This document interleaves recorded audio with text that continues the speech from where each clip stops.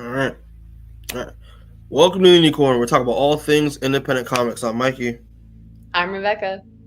And today, people, we're back at again another episode of the Indie Corner for you. But I obviously, if you see from the thumbnail and the title, this is going to be our one of our Fright Month episodes because obviously it's spooky season in October, and every October every year for the past 2 years now, we've been doing our Fright Month event where we do pretty much cover all things horror, comics, and stuff on the channel. It's dedicated because we love spooky horror stuff on the channel. We're spooky freaks up in here, so yeah, it is. I'm excited because we got some good books. We got some good books we want to talk about. Rebecca, are you excited? Are you happy doing Fright Month for the third time in a row? For the It third time in doesn't a feel row. like 3 years, but I'm ready to get into it. True. Yeah, no, for sure. It doesn't really feel like 3 years, but it is what it is. But yeah, people. So yeah, we're just gonna get right into it. But first things first, if you haven't already, please subscribe to the channel. Leave a like on the video. Subscribe to the channel. We appreciate it. Again, I just say this so I can continue to use this widget. I think it's so fun. That is the only thing that StreamYard gives us for free. And it just I'm gonna take advantage of it anytime I can. So please like, subscribe. We really appreciate the support and all that stuff. But yeah, people. So if you haven't checked the thumbnail already, thing that I don't really know because we're recording all these prior, so I don't really know when we're dropping this one. But the book that we're gonna be covering is a book that I kind of like looked up on a whim, just looking for books, and I was like, oh, that's interesting. Well, the book we're gonna be talking about is The Closet, written by James Tynion IV, with art by Gavin Fullerton, and it's from Image, and it's a short story. It's only like 3 issues, give or take. So yes, I am excited. I'm excited. Rebecca, are you excited? I'm excited Hell to get yeah. spooked. I'm excited to get spooked. Yeah, so we'll just get right into it. So, The Closet, issue number 1, and yeah, man, it's just the thoughts on the cover. I think this cover is that's what attracted me to doing this series. I think the covers are really creepy in this book. They're terrifying in my opinion. I don't know about you, Rebecca. Yeah, I like the cover for this. It's simple. I think the logo for this, like the lettering, it makes you think it's probably going to be more like The Ring or something like that. It's not. Mm-hmm. So that's a little misleading, but as for the cover itself, I think it's intriguing. Yeah, another thing is I was looking at the logo and I was like, "Why does this look awfully familiar?" Like that, and then now I'm thinking about it reminds me a lot of The Ring. I've never seen The Ring because again that movie used to freak me out when I was a child, so I never seen it in completion. But yeah, it's good vibe. This is simple yet effective. It works. All right, so we pretty much start off this story at a bar, and we get introduced to again. Rebecca, do you remember? I'm blanking because I don't remember if they mentioned the name of the character or not. His name's Thom. Thom, yes, good old Thom, drinking his sorrows away, and he's pretty much being having a conversation with the bartender, and Thom pretty much reveals that his wife Maggie is his name, and their son Jamie are planning on moving down from the city. They don't really say which city they're living in, but they're planning on moving down to Portland to get a change of scenery. His wife just got a new job, and they're just pretty much getting things together, packing everything, sending things over to Portland to the new house in Portland. And but he's kind of down his luck. He's kind of pretty much having, I would say, a midlife crisis. I don't know about you, Rebecca, but it's a very midlife crisis sounding to me. Uh, Oh where yeah. where Tom is pretty much having some regrets, and at this point, like kind of thinking that he thought this life would turn out differently for him.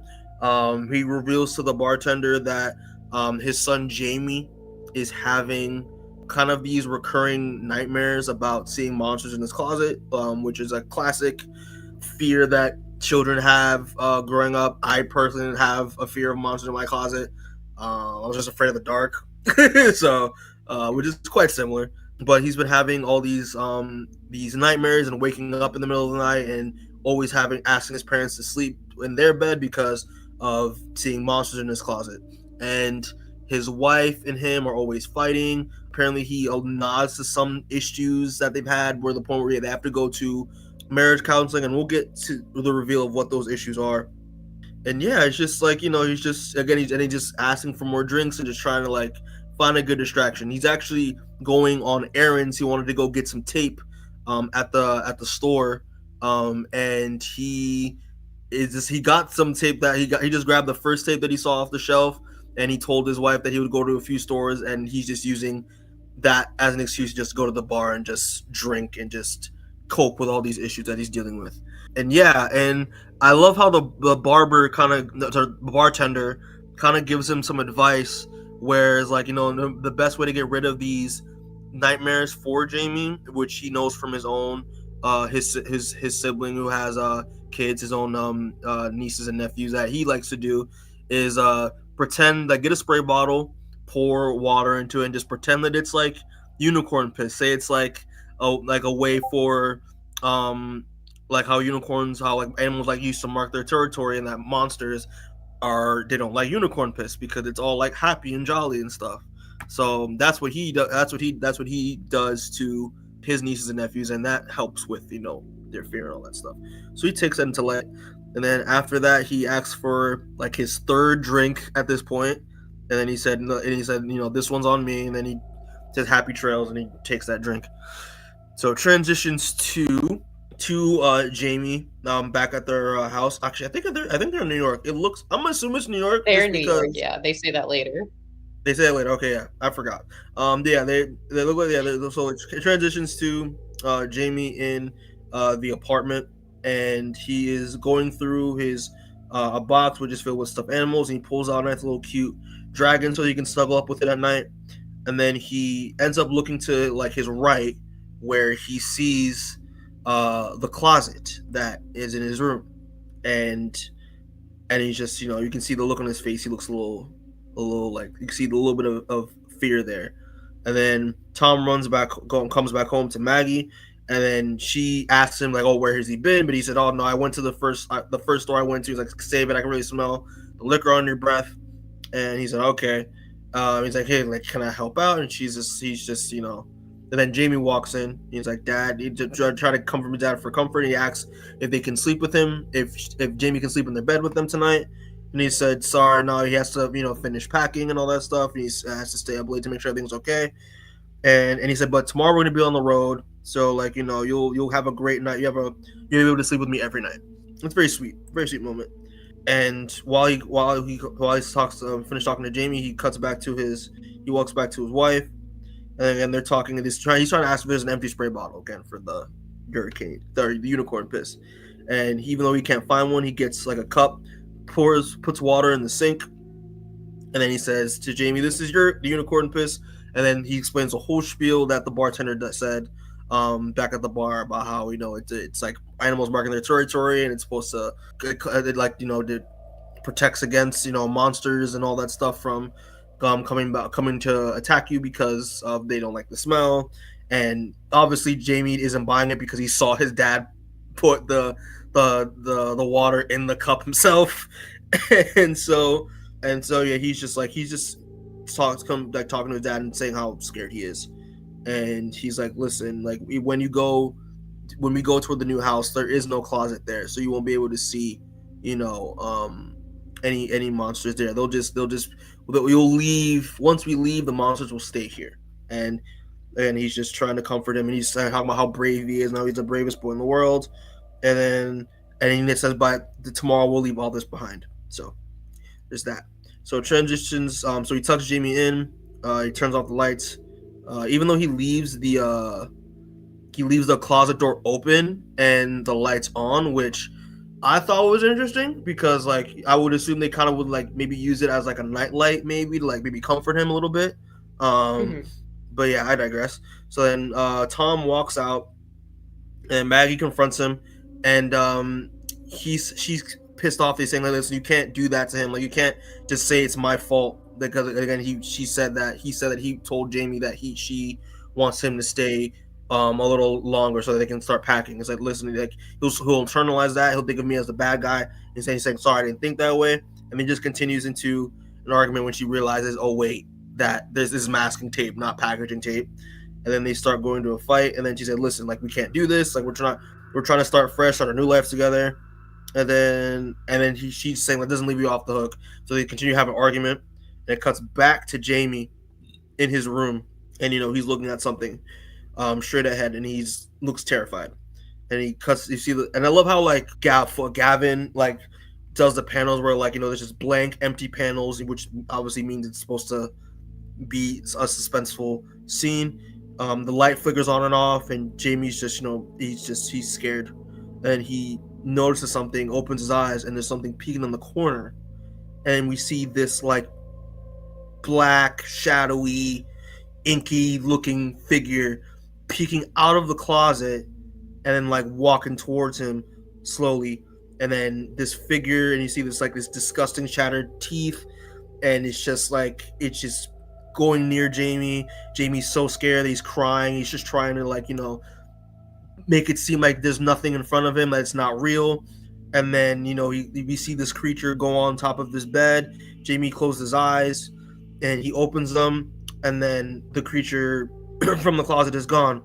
But when we open his eyes, we notice that it appears that the closet is also gone as well, because the closet was in between these two boxes, and now Jamie opens his eyes and there's nothing there. Jamie touches the wall and is like, "Where is it?" Like he's just confused. He drops his plush toy, and then he turns around, and the closet where the creature is at, and we see the creature is above his head, above like the headboard and the pillow, which then you see this sinister creature smile back at him. He yells, he freaks out. Then we see his parents come back inside, comfort him, and Maggie lifts him up and says, "Hey buddy, you're okay." And then he's like, and then he says and we see Jamie say he's coming too. And he's like, "Listen, and Thom comforts his son. You just had a nightmare. It's okay. You just need to go to some sleep." And he said, "Listen, you'll sleep with us tonight, and tomorrow you'll never see that closet again." And then it cuts to black, and then the closet is gone, allegedly. So that's how issue 1 ends of The Closet. So thoughts on issue 1, Rebecca? Yeah, I think this is a good issue 1. I think the creature design in this kind of horrifying, at least to me Mm-hmm. specifically. Like, It's I don't know. terrifying. I think it's just about me that like designs like that like kind of get under my skin a little bit. Mm-hmm. So I did feel like I wasn't scared throughout this comic, but I was like, oh, I don't like that for these last panels. Yeah. But overall, and this is going to extend to my thoughts as a whole on this comic, I think it's very simple but effective in the story it's trying to tell. Mm-hmm. Um, while I'm thinking of it, since we kind of skim over it a little bit, there's a lot in here with Thom about like putting things off, like not wanting to deal with his problems and dealing with them later, or like Yeah. saying he's going to deal with them later. I don't like Thom. You're not supposed to like Thom No. in the course of this 3-issue story, but I think he's very well written for what they're trying to do with him. Mm-hmm. For me, it's like with Thom, and I also forgot to mention this as well. Like he is again, like what you said, like he likes to just like instead of he doesn't like to do things right away, he likes to do things later on, which is kind of like one of his flaws as a character and as a husband, and is affecting him as a husband and as a father. Also, the fact that like he feels in a way like I guess inadequate or like I guess emasculated due to like how his wife is treating him, because he makes the point to the bartender that his wife constantly likes to point out his mistakes a lot, and that really hurts his feelings and it really bothers him. So that's Yeah, why he like I can't remember if they say it this issue or a different issue, but they say at some point he was stay-at-home dad too, so she was the breadwinner. mm-hmm. Yeah. So I mean that it's that kind of like like it's I guess he feels in a way like emasculated by their relationship, and they have been going to couples counseling as well. So that but it appeared apparently from what we can see here doesn't really seem to be working, because again they're arguing, they're fighting, and this it's really affecting Jamie, along with him seeing this monster. And we'll go into what we think the monster means towards the end of the book, but it's very interesting. And and I agree with you as well. I think the creature design here is terrifying. Like I again, the mangled body, the round head with no eyes, the creepy grin. It's just like it's creepy as shit. It's very unsettling, and I think and I think that Gavin Fullerton does a good job, especially with the panels, to really like build that suspension, that tension up. Like, it really was freaking me out when I was reading. I was like, this is just creepy as shit. Yeah, I think the twist that like when Jamie opens his eyes and like the closet's not there, like it's like it kind of got me thinking. I was like, huh, like is this like what's going on? Is like is the closet actually there? Is it not there? Like is this all in his head? What like what's going on here? Like I was just because when we see the closet above the headboard, I was like, holy shit, that's insane. And I was like, what is happening? you know. But yeah, I don't know. Kind of it leaves you thinking. I really like it. But yeah, I think I agree with you as well. Like it's like James does a really good job of like with the horror at least doing like less is more, right? So like yeah, not a lot of panels, focusing on the atmosphere, the tone, you know, and let that do the work for you. I think that he does a really good job with that. So yeah. All right. Anything else you want to say before we go move on to issue 2? I think I'm good for issue 1. Alrighty. So moving on to issue number 2 of The Closet. Thoughts on this cover? Again, creepy as shit. I love it. Yeah, I think this is a cool cover. As you're reading this, I feel like you don't really know till the end, which it's only 3 issues, what's like really going on. Like, is the monster there? What's the deal? Like, this to me made me think it was going in like an alien kind of direction. With like that closet like hovering over. I was like, is this supposed to be like a spaceship or like just metaphor or what? But I think it looks really cool either way. Yeah, for real. And the thing is, I also want to make a note as well. While I was reading this book, I could not stop thinking about like, I would love to see Kojima do something with this. It was giving Kojima vibes, and especially because I watched. You just saw that trailer today. That's yeah, I did. I watched the OD Knock trailer. Shout out to the OD Knock trailer. Shout out to Kojima. I'm so excited for that game. It is terrifying, just that teaser, but it was giving me those vibes of like that's again like yeah the subtlety of it all. Like I love like I was like I could not stop thinking about that as well as this and that together. Like James, get Kojima onto this shit. I want to see this shit. All right, but all right, yeah. So let's talk about issue 2. all right. So issue 2 opens with father and son driving on some winding, dark mountain roads. Immediately into the story, Thom, the dad, apologizes for getting upset, with Jamie insisting to his son that mom doesn't have to know about this, whatever he's upset about. Jamie then changes the subject to the area around them, asking if whether they're driving through our mountains, and he asks if they're in Portland yet. His dad says no, they still have days left on their trip. For context, we learn later that they're only in Pennsylvania, so they got quite a few days to go. But then Jamie says, well, the mountains around them are kind of scary, especially when he learns that there are mountains in Portland. And his dad says, yeah, they are scary, but it's okay because we're brave. So after that, the duo pulls up to a house belonging to Tom's friend Mac, and Mac's wife, who is not home at the time the story's taking place.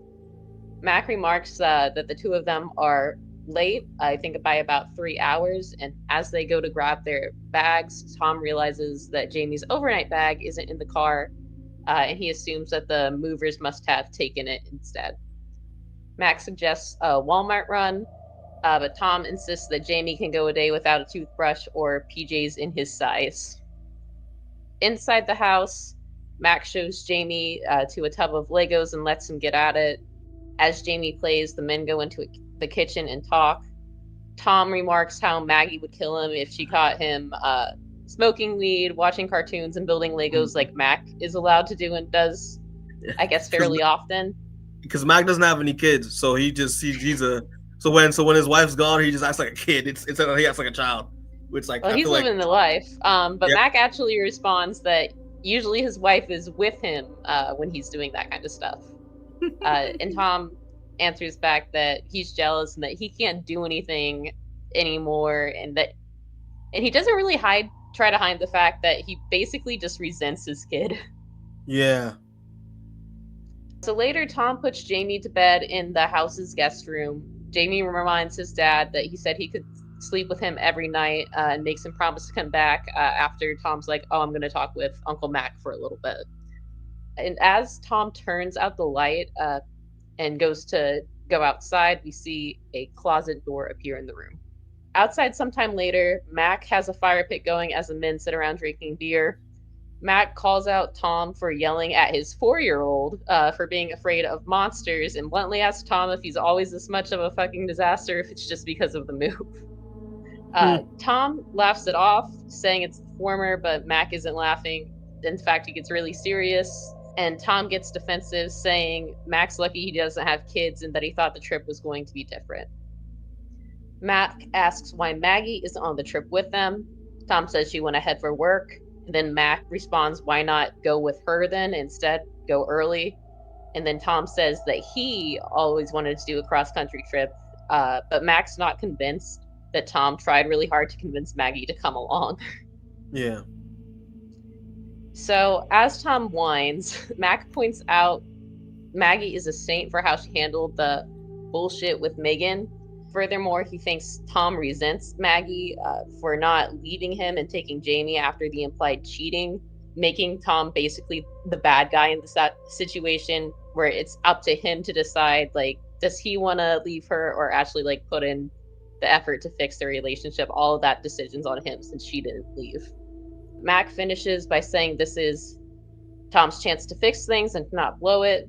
Thom replies that Mac's blowing things out of proportion, but it will all get better after the move. So after a beat, Mac apologizes, but he says he'll fly out to Portland and beat Thom's ass if he screws it up, which Thom says he told him to. So over in the guest room, the closet door appears on the ceiling as Jamie watches it. So the sleep paralysis demon, or whatever you want to call this, creeps out and it's making its way towards Jamie. Jamie tries throwing his plushie at it and runs away, calling for his dad, but that doesn't stop the monster. It's so creepy. Jamie manages to run to the door, facing outside towards his dad and Mac, but when he calls out, there is no sound that can be heard from his mouth. And then we see Jamie just crying as the monster gets closer and closer. Okay, so finally outside, Thom comments on how he found one of Megan's old mixtape boxes that she made for him while they were moving out.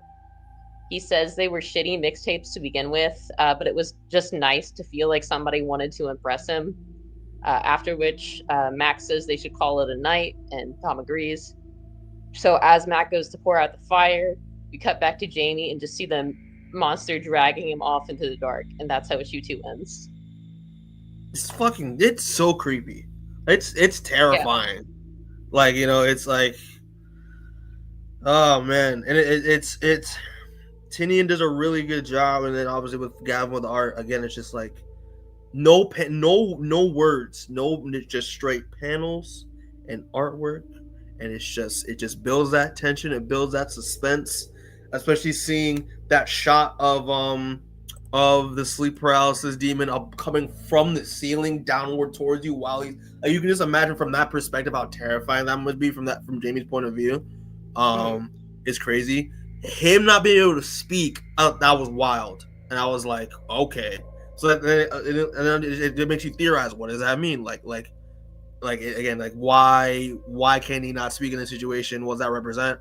You know, it's the scenes with Jamie are done very well, and I think they really capture like the helplessness, especially a small child would feel, where they're trying to get their parents' attention and they can't get it. Yeah, like they're trying to get their parents' attention, and or either they're not paying attention or just focusing on other things, you know. I would say this issue, like those scenes are almost more sad at some points than horrifying. Oh yeah, 100%. I think so too. And it's like, yeah, you like Tynion with his writing and Gavin with the art does a really good job of kind of putting you in a child's, because like Jamie's 4, so like he's putting you inside of like, oh yeah, how would a 4-year-old perceive something like this, and how would they go about it, and how would the adults perceive a 4-year-old going through something like this, probably as nothing much but like nightmares, the simple nightmares that they gonna have to like toughen up and just like grow out of, but in the moment for Jamie, he's like terrified, but he can't. He wants to call for help, but just no one can hear him, and it's really sad, and it's dark. It's so good. It's such a good writing. But yeah, other than that though, I really do like Mac in this. Like Mac is kind of like I would think of him kind of like he's like Tom's like Jiminy Cricket. Like he's the one who kind of like knocks him, that gives him some common sense. Right, he's the And voice then of also reason. he's his voice of reason. Yeah, there we go. Which we need friends like that. We need friends like that to like put us in the right direction. But it really does. He really does kind of allow Jamie to realize how much of an asshole he is now, and how his flaws, how like his resentments and all that stuff is ruining he's ruining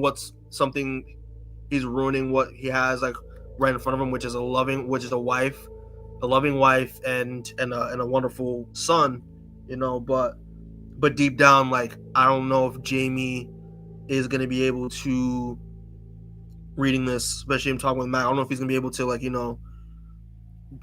deal with these insecurities. These might it seem like it's following him a little bit. Kind of like how this monster's following Jamie, but it's interesting, very interesting. Right. Yeah, Tom's such a piece of shit in this, but he's like so realistically a piece of shit. Yeah. It kind of frustrates me more because I feel like after this, I was just like finding other things he did throughout the comic that like pissed me off. Like, why is your 4-year-old sitting in the front seat of your car? Right? Yeah. That I also thought was wild. I didn't even put that together. I didn't even think about that at first. I was like, yeah, why is he in the front? Like he's supposed to be in a car seat, like in the back. I'm actively rooting against Tom in this. He sucks. Yeah, I don't even think he was even like wearing a car. I don't think he was even in a car seat. I was like, what the hell? Yeah. Do 4-year-olds go in the car seats? I think, I don't know. Yeah. It sounds like they should. If anyone has a 4-year-old, put it out in the comments. Do you put your 4-year-old in the car seat? Oh, that's the real question of this entire. How illegal is this? Answer below.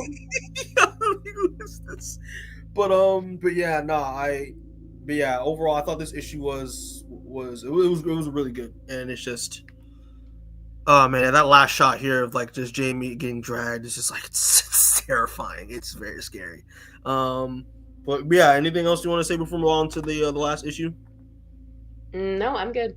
Nope. All right, so moving on to the final issue number 3 of The Closet, and thoughts on this cover. I didn't like this. I thought this cover was fine at first, but then by the time you finish the book and you realize, oh wait, this is what James Tynion is trying to do. I love this cover. I love it. Like I think it makes, with that clarity after you read it, it makes a lot more sense. I don't know about you. No, I agree. I think this one's just creepy though.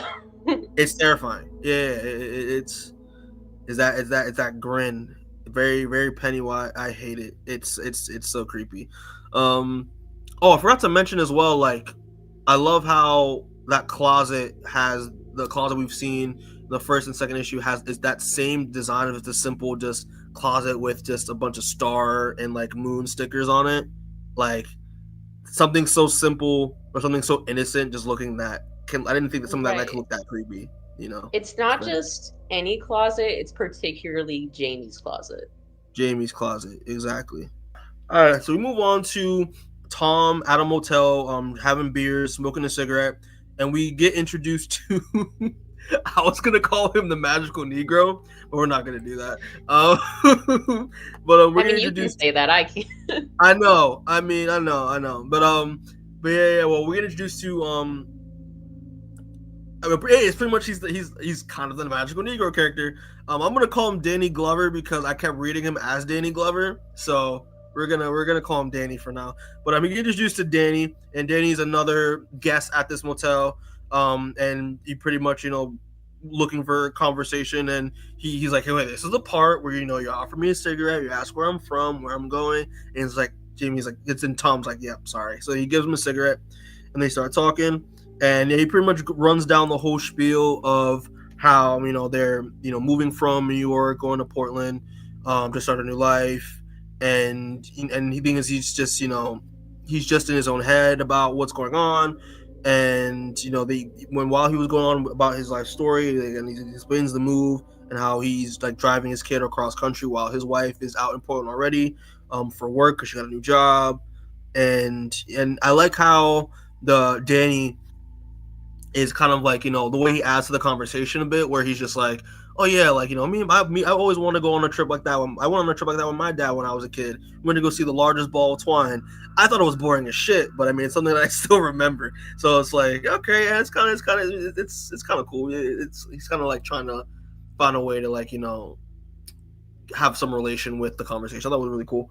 But he said, listen, but he does reassure him that this is something that like Jamie will hold on to for the rest of his life. He's just like, oh, I just don't. But things like, I just don't know what to do. And he asks him what's wrong, and he mentions how tired he is in terms of the move and the stuff is going on with his wife, and also about the fact that like Jamie just won't fucking stop about this monster. And he says monster.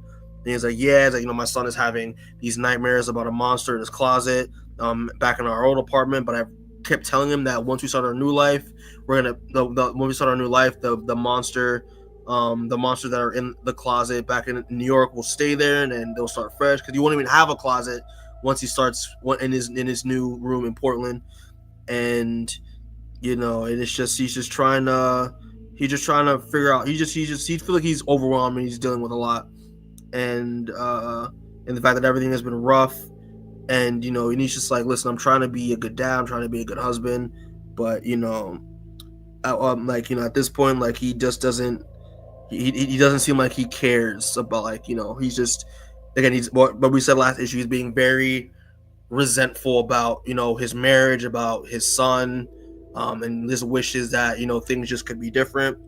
And yeah, and then Danny trying to again reassure him and listen to him and see what's going on. And yeah, and then how Maggie keeps getting on his case, and he's just explaining all of his problems to him. He's venting. And I like how and Danny kind of he asks Thom how old Jamie is. He says he's 4.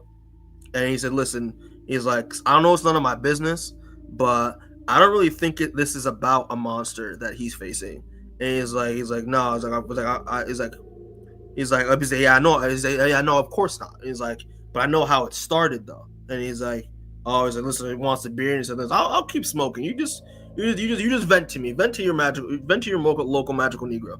And he said, listen, and he also mentioned that, like, hey, like, I was a stay-at-home dad while my wife was back at in the office.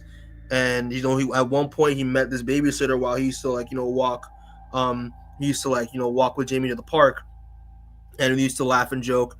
And her name was, what was her name? Megan. Forgot your jacket. But yeah, this babysitter Megan, and they used to always meet each other at the park and talk and just make laugh and joke. And then that one night turned to grabbing a drink, and then it became more emotionally invested and then he became more emotionally invested after that. And the thing is, like, he knows it was dumb, and he's saying he wasn't even happy. It was just that, like, he said it was just nice to know that someone young and beautiful still wanted him. And they would make these dumb little, and she would make these dumb mixtapes together. This is what Mac referenced back in the last issue about the mixtapes, and all that stuff. And they make actual Polaroids, and he would hide them from his wife to make sure that she didn't find them, and that he used to tuck them away in a corner in his son's closet. That was his little secret spot, so his wife wouldn't know where to find them. And one night, in the middle of the night, he went into Jamie's room while he was asleep and snuck in, turned the closet light on, went into the corner of the closet to find these Polaroids and these mixtapes, and just to look at them. Little did he know that Jamie overheard the rustling and opens his eyes to see a monster in the closet. And this monster is none other than his dad's silhouette within the closet. And then Jamie screams, Thom goes to comfort his son, and he's saying, oh, he saw a monster in his closet. He's like, no. It was like, He's like, I did. He's like, I did. Like, there wasn't a monster. It was just a nightmare. Like, I don't know if Rebecca, I don't know if you would agree if Thom admitted that it was him and not just him, not just gaslighting Jamie, saying he's having a nightmare. It would maybe Jamie wouldn't be having these nightmares about a monster's closet in the first place. I don't know about you. We'll talk about that at the end. Okay, fair enough. All right, I got some stuff to say about that. Yeah, fair enough. So then Maggie comes in and he says all what's going on, and he just said he saw a monster in his closet, and he's like, I'm just it's like, maybe you can come in our bed and sleep. He said, oh yeah, of course. And he said, I got you. And while he about to take Jamie into their room, he said, hey Thom, what is all this? And then she discovers the box in the corner, and we assume that's probably how that a lot of their relationship problems started. And then he said then things got really bad, and they start seeing a counselor, and he cut things off with Megan, and then Maggie got the job, and then the move started happening, and said in a way like this could be this move and could be a nice fresh start for us. But he said even when things start to cool down, they would scream at night and just fight and argue, and then he just wouldn't let go of the fact that there was a closet in his room, and he was seeing monsters, and he keeps bringing it up with us, and it's driving him crazy.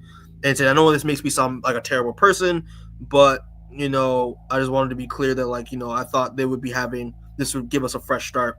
And then I like how Danny was saying that, listen, sometimes fresh starts aren't really fresh starts. Like, some of these issues you'll just have to sit with for the rest of your life. He said it kind of like metastasize like a cancer, and he's like, which he knows a lot about, so he can relate to him on that.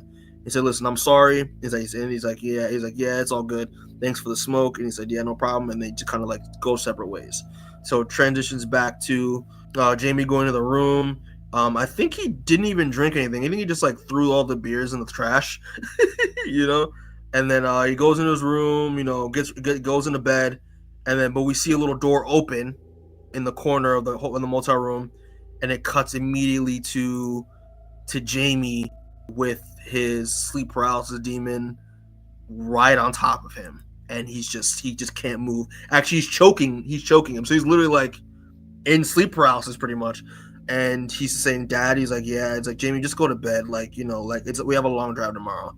And Jamie's just crying, and the monster's just grinning at him, and it's terrifying. Transitions them on the road. They're 10 miles away from Portland, so they've been driving for a while. And he just says, we're almost there. And he's like, okay. And he's like, listen, Jamie, I'm sorry. I want to apologize about, I didn't mean to, to get angry.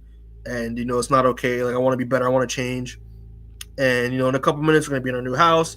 And we're going to be, we're going to make some good memories. And, hey, listen, there's no closet in there. So, again, no monsters, right? So he's just trying to, make light of the situation. And he said, he promises that things are going to be different. So he transitions to them, arriving at the new house, a nice little suburban house with a garage, and it looks nice. And then he opens the door, he meets his mom, and then, they embrace a little bit, and they ask, how everything went. And he said, he asked her how work was, how orientation went. She said it was great. And, he's like, and the fact that, she doesn't have a tiny office anymore. And then Jamie wants to go see his room. So then he says, yes, it's upstairs. So he walks upstairs. And then Maggie and Thom pretty much go into.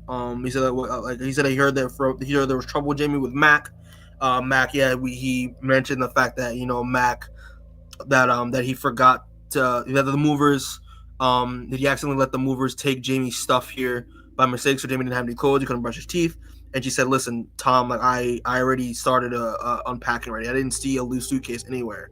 And he's like, shit, like, how many days did you know about this without calling me? And he pretty much says, he's like this is really this is how we're gonna start. And he's an argument starting to start already. And and then she just starts yelling into him, and then they go at it. And then it cuts back to Jamie upstairs looking at his parents fighting. And then, and then he's, holding his stuffed dragon. Then he goes to turn around and open the door to his new room. And we see the exact same closet we've been seeing the past 3 issues. and Jamie is again terrified, and then we see a very familiar sleep paralysis demon slowly creep open the door, and then it cuts to black, and that is it. So that is the end of The Closet. So what are your thoughts on issue number 3, Rebecca? I have a lot of thoughts. Okay, go ahead. To Shoot. start with, I feel like the twist should have been more of like his dad being the one initially in the closet should have been more obvious to me. Like I should have seen it coming, but up until Mhm. like halfway through issue 3, I was like, that demon took his kid and he's gonna have to explain it to his wife now. I wasn't unconvinced of that. That it was like a physical thing stealing his Yeah, son. I actually thought But when I finished issue 2, I was like, 'cause I really thought, holy shit, the monster just took Jamie, and now he's gonna have to go arrive into Portland and be like, so our kid is gone, or pull a witches and be like, we don't actually have a kid. What kid? They just like memory loss. Know what I mean? Yeah, sorry, you were saying? I really like the direction they did go with this, that the dad is the monster, but he's also not the monster in some way. Like I don't know exactly what metaphor they're going for, because I think it's too easy to say like, oh, it's just abuse or living in like, a situation where your parents are fighting constantly, all that. It's Mm-hmm. definitely more so coming from the dad, and I think that's why like the ending of this book is very like tragic to me, because the closet follows him. The Yeah. demon's still in the house with him because the demon is more or less his dad. Mm. I mean, for me, I didn't think it was just the dad. I thought when I read it, it was like the closet and so the closet is to me like the physical representation of like being in a being a kid with being a kid dealing with dysfunctional parents, because every time they argue with each other, the closet, like, relative more or less shows up. Right. Or so like I thought it was kind of like how with weapons, like how was like, just as a side tangent, but it'll connect how like in weapons, Zach Krieger said that like the scene with the kid, like with the kid in his section of the movie, spoilers for weapons, sorry, but the scene with the kids part of the story is pretty much the representation of living with alcoholic parents, like that kind of vibe. You know what I mean? So I put that, I Right. kind of thought the same thing with this, where it's like, yeah, the closet represents the like what it's like. It's like the physical representation of Jamie experiencing, like, I guess the trauma of seeing his parents being dysfunctional and argue all the time. But the creature, I would also say, is kind of like, I would say that represents like the physical manifestations of like of Thom's insecurities and his secrets and his resentment, towards Right. Jamie, and all of his stuff with um with the babysitter and all that stuff. Is just that's that extra weight um that Jamie didn't ask for, but because he witnessed it due to seeing Thom go to the closet to check on to see those Polaroids for his own twisted ends, it's something that Jamie has to deal with, even though he can't really, even though he doesn't really know what's going on, like what of the circumstance of why of what actually what he saw, but like, that's just how he processes it. You know what I mean? As a 4-year old. So Right. if that makes sense. I don't know if I even made sense or not, but No, yeah. I think I agree with you. Mm. Um, and yeah, because it's interesting because Jamie's still calling out for his dad. Like he still loves his dad, wants him Yeah. in his life, but his dad's resentment gets to him, and that's why he has this monster. Yeah, yeah, yeah. Like, yeah, so that's why I would say, yeah, the door, the closet itself represents the trauma of being around dysfunctional parents, and the monster itself is Thom's insecurities, his resentments towards towards, his own insecurities, as well as the resentment towards Jamie, um as a manifest as this twisted creature. This is why I love the cover so much, is because we see because we see the same grin that the creature has, the one that Thom has, because they are one and the same. They're one and the same, like it's really interesting, and I love, and I love the fact, like it was just the reveal that the closet isn't actually there. It's literally all in Jamie's head. This is how he processes what's going on by what's going on by this imaginary closet has the same look and the same design, as the closet he has back at home. And I really and finishing this was brilliant. I was like, this is amazing. Like the way Tynion decides to represent these themes here. I think it's really well done. I mean, and it's a quick read. I mean, it's like this whole series is a quick read. So, but I thought this issue was phenomenal. I was like, this is great. And like, part of me wanted me to be like, wait, so was Danny Glover real? Like, was this? Because like he literally just like came in, got a smoke, talked with Thom about his problems, and Thom just vented, and then he conveniently could relate to everything that he said, and then he just disappeared. I was like, damn, like it was really that part I thought was interesting too. Like that was a really good interesting conversation. But yeah, it just sucks that the story just ends from here. I wanted a little bit more, like it left me wanting more, and I was like, how? I think this leaves on like the perfect, like, I wouldn't even call it ambiguous, but like it's just like a sad ending because the monster's still there. It's not going away. He just has to live with it now. Yeah, it just has to live with it, and and I feel like it's kind of an interesting kind of metaphor where it's like, when kids have monsters in their closet they're afraid of, or they're afraid of the dark, like even all their parents will do to let them tell them just to get over it, or just find ways to move around with it, but eventually they're gonna have to inevitably just suck it up, live with it, and then inevitably grow out of it. Like, I don't know if this is gonna make sense when I say it. Tonally, this reads a little more Black Mirror than Twilight Zone to me, as a whole. I would say so. Yeah, I don't know. I mean,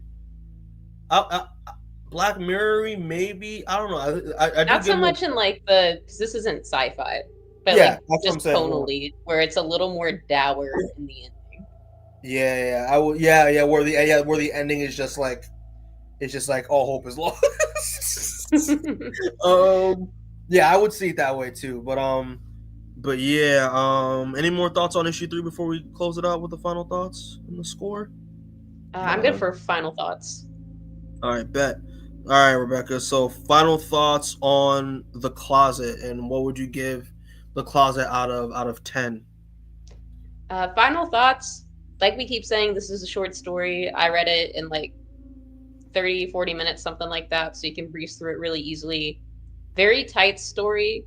I wouldn't exactly call it subtle, but it also doesn't feel like too obvious either. It's an enjoyable read, maybe a frustrating read because of how realistic the dialogue is at some points. But I thought it was very tight the way it was structured and well written. So I would give this a 9 out of 10. I would agree with you. This story was really well done. Again, for the story's only 3 issues. It's very well paced. It's very well written in terms of how real the situation is with Thom, and and with Jamie. Because again, I find it very impressive how Tynion was able to translate how a 4-year-old would perceive the negativity around him, and how that manifests in something that is common with kids that have these fears like this. I thought that was really well done. Again, they're very real. Again, they have him, Thom interacting with Maggie, Mac interacting with Thom, Danny Glover, coming in at the end. I thought that was really interesting. The creature design is on point. And when I read the synopsis for this, I thought there were going to be like a bunch of creatures that we were going to see, but no. In fact, it was only that one sleep paralysis demon the entire time that follows Jamie around along with the closet, made it a lot more like creepy and just scary for me. So I I think it's well done. Like the artwork's great, the tone is really good. Again, it's a quick read. Again, Kojima, get on this. I want Kojima to do this. I want this as a game. Yes, this needs to be a game or something. Like I would love this. Or Zach Krieger, get on this. After you don't need to do Resident Evil yet. Do this first. Adapt this. This is your wheelhouse. But yeah, I would give this a 9. This is straight up a 9. It's really good. And yeah, man, I feel like I don't know about you, Rebecca, but I feel like James Tynion is like the Stephen King of comics. You know, I think like he in terms of because he's pumping out so much books, and a lot of all of them are horror, and a lot of them are really good. So this is it's another. not too late to do Tynion Tober. Yeah, yeah, I mean that's true. We maybe switch up and maybe do Tynion and Tober. Well, if not this year, maybe definitely next year. But yeah, that's pretty much it. So yeah, I'm just gonna close it out. So thanks to everyone who are watching this. We appreciate it. Please, we appreciate the support. Please hit the subscribe button. Please like the video and please hit the notification bell so you know when we drop new content. Again, we're doing Fright Month. This is Fright Month happening, spooky season. So again, we're gonna be doing a lot more. There's gonna be a few more videos coming out. I know for a fact, once this drops, I know one of the videos that may be up before then or not is gonna be the next the sequel to Freddy versus Jason versus Ash that we did last year. We don't really have other books yet, but we will have more books when this stuff drops. So but yeah, and please like and subscribe, leave a comment. Have you read this book? What do you think about it? Please check out all our other videos. There's no need to do plugs, so whatever. We plug stuff on other videos or whatever. But please watch our stuff. It means a lot to us. We appreciate the support. And as always, get home safe, and we'll catch you next time. All right. Peace. Bye-bye.